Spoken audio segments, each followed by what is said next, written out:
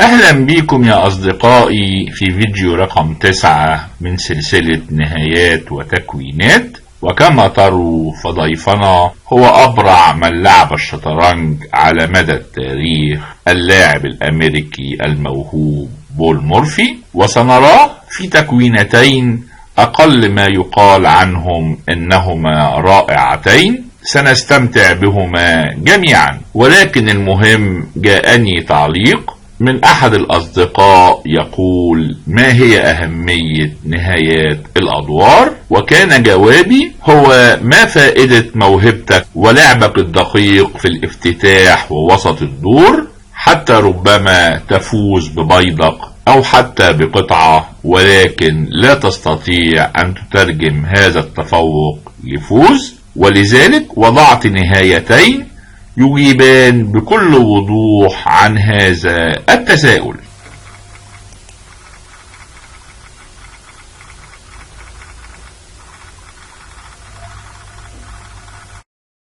النهاية الأولى تبدو سهلة، فالأبيض لديه بيضك زائد، ولكن هناك الكثير من المحاذير التي يجب أن يتجنبها ليصل إلى بر الأمان.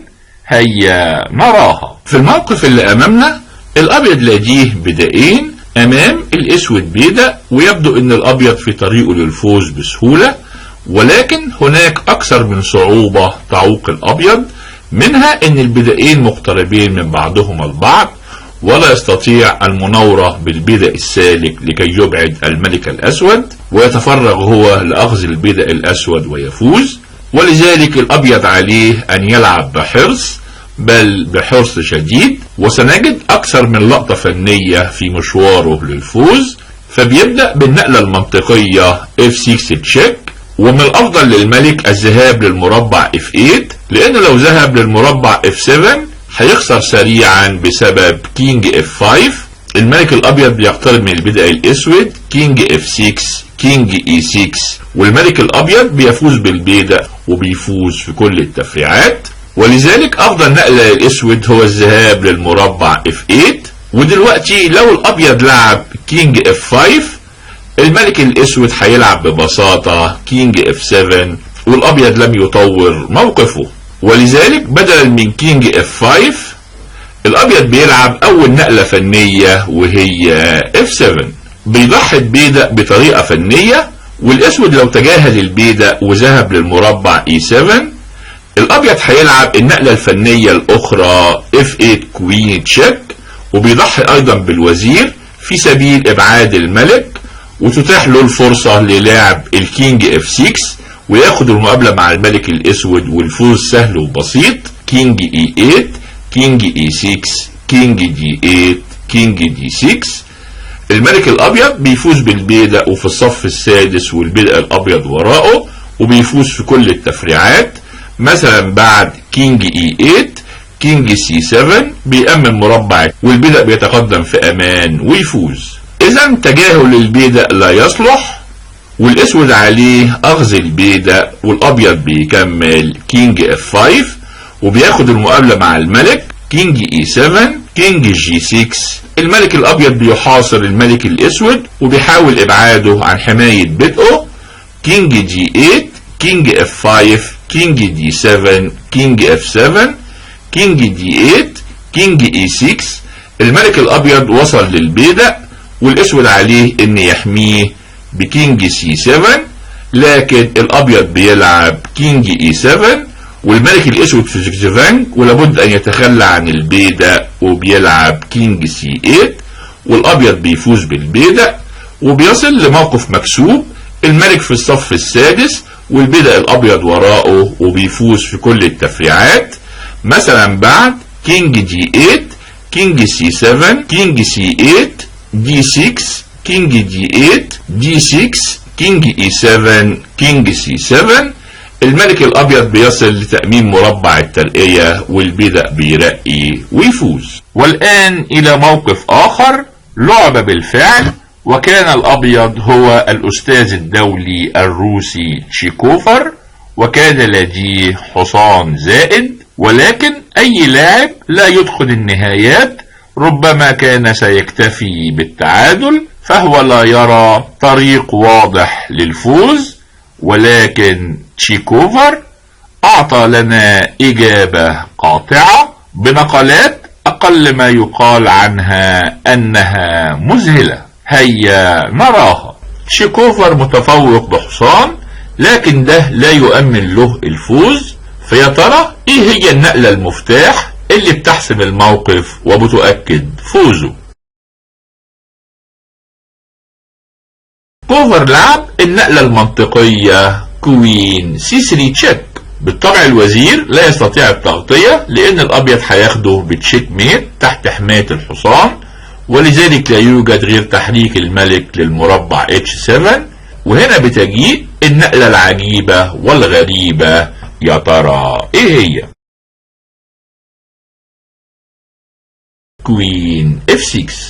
اولا الملك ليس له اي مربع امن يستطيع الانتقال له، والوزير لا يستطيع المغادرة بعيدا، وإلا هياخد تشيك ميت على المربع G7.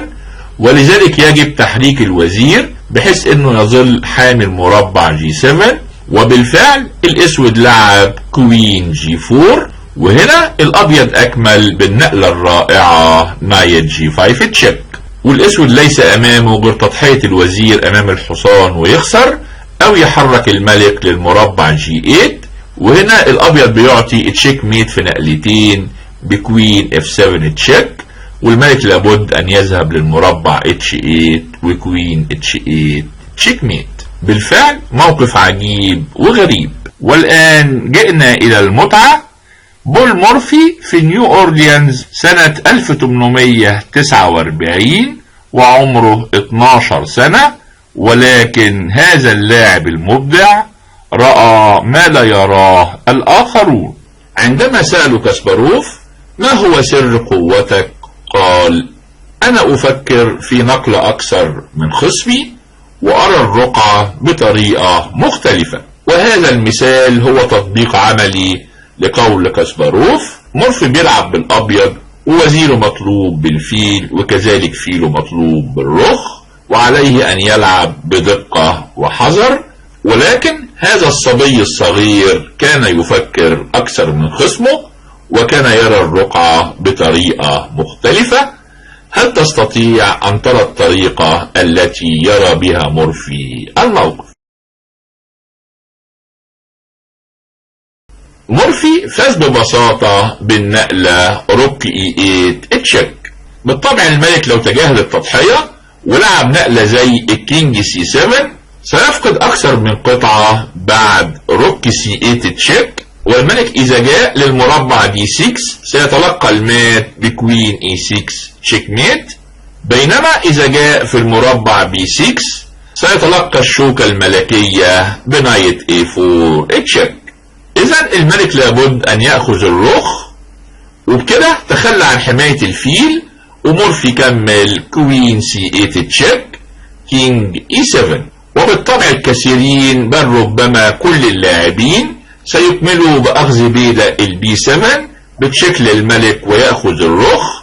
ولكن مورفي لاعب شطرنج أسطوري وغير عادي، ويرى ما لا يراه الآخرون.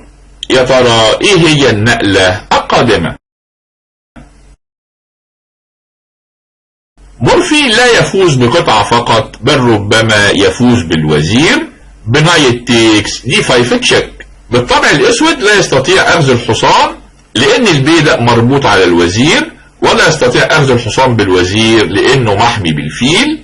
ولكن ليس امامه من حل اخر غير تضحية الوزير، لأن المربع الوحيد للملك كينج D6 سيكون نهاية للدور بكوين E6 تشيك ميت. في الحقيقة تكوينة من التكوينات الرهيبة، ويجب أن نلاحظ أن مورفي كان لا يتعدى 12 سنة. وأرجو أن تجيب بكل صراحة، هل ستأتي هذه الفكرة إليك في هذا الموقف، أم أن مورفي أسطورة لا تتكرر؟ والآن إلى التكوينة الثانية والأخيرة.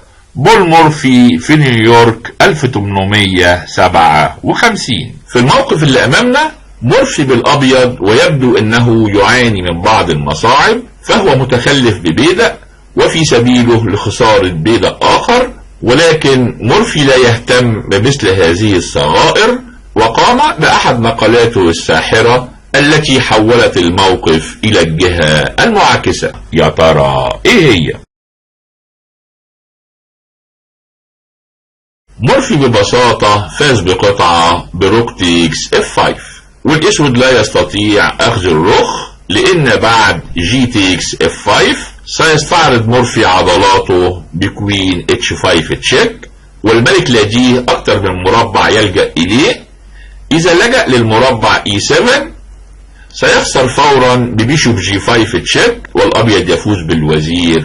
بينما إذا جاء للمربع F8 ستأتي الكش من المربع H6، وكما رأينا في المثال السابق الملك لا يستطيع الذهاب للمربع E7، ولذلك لا يوجد غير الG8، وهنا يأتي المات في نقلتين بروك G1 تشيك، كوين G5، روك G5 تشيك ميت.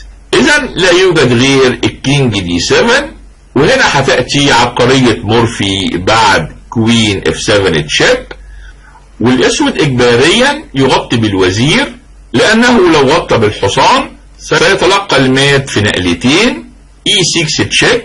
الملك لا يستطيع الذهاب للعمود C، ولا يوجد غير الدي 6، وهنا تأتي المات ببيشوب F4 تشيك ميت. إذا لابد أن يغطي بالوزير، وهنا بتجي نفس النقلة E6 تشيك.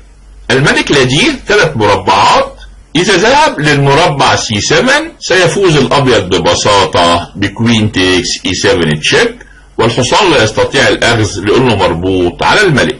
بينما إذا جاء للمربع B6 سيخسر بسهولة ببيشوب C5 تشيك، وسيفوز بالوزير وسيفوز بالدور. إذا لا يبقى غير الكينج G8، وهنا الحل بسيط بعد بيشوب G5. طالب الوزير الذي لا يستطيع التحرك لأنه وراءه الملك، ولا يوجد غير الكوين G5، وهنا تجيء المات بكوين D7 تشيك ميت. في الحقيقة تكوينة من التكوينات الرائعة. ربما الكثيرين في هذا الموقف يكتفوا فقط بحماية البيدق ويغفلون عن هذا الكم الهائل من المتعة. وإذا أعجبك هذا الفيديو من فضلك سجل إعجابك واشترك في القناة وشارك بتعليقاتك.